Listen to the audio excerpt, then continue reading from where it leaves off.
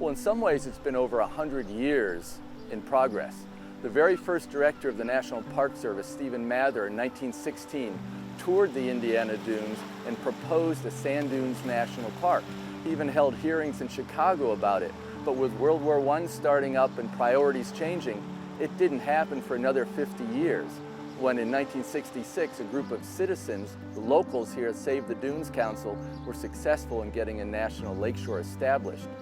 Then in 2016, at the 50-year mark, some folks, including our Congressman Visclosky, said, why don't we go for the whole thing and get the name changed to National Park?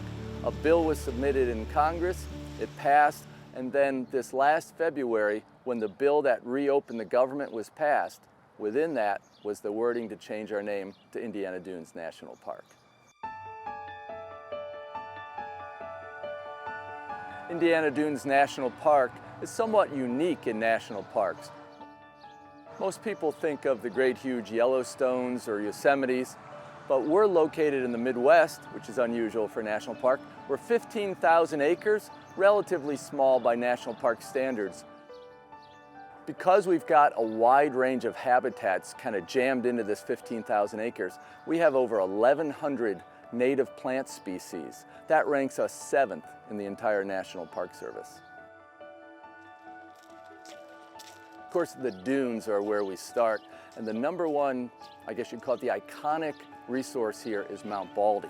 And while that's been in the news in the last few years because of mystery holes opening up, it is still available for people to get out there. When someone comes to our front desk of our visitor center and says, I want to see that dune that my grandfather took me to, we know they're talking Mount Baldy.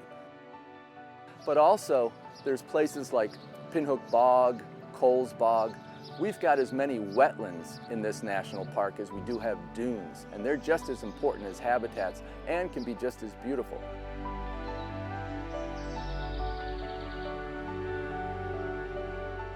And then we also have history here.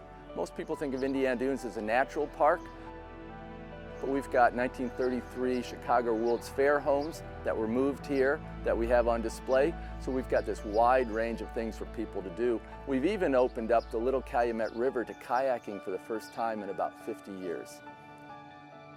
One of the things that confuses a lot of our visitors is there's actually 2 Indiana Dunes. Since 1923, there's been the Indiana Dunes State Park, a beautiful 2,000-acre park that actually preserves the highest sand dunes along Lake Michigan.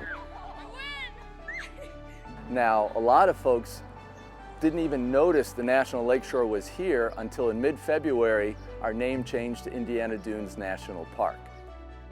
We're already up 21% in our visitation this year at our visitor center. Our campground is up about 19%. More visitors, more work, more potential impact on the resources. And that we do want to be very careful with. We've been experimenting with a small beach shuttle the last couple years. We're continuing to work on that, really with the eye of making sure that we can spread out this increased visitation so we're not damaging the resource that we want to protect. Literally from the day that the bill was passed, we've had people calling from around the country saying, we hear you're a national park, we want to come visit.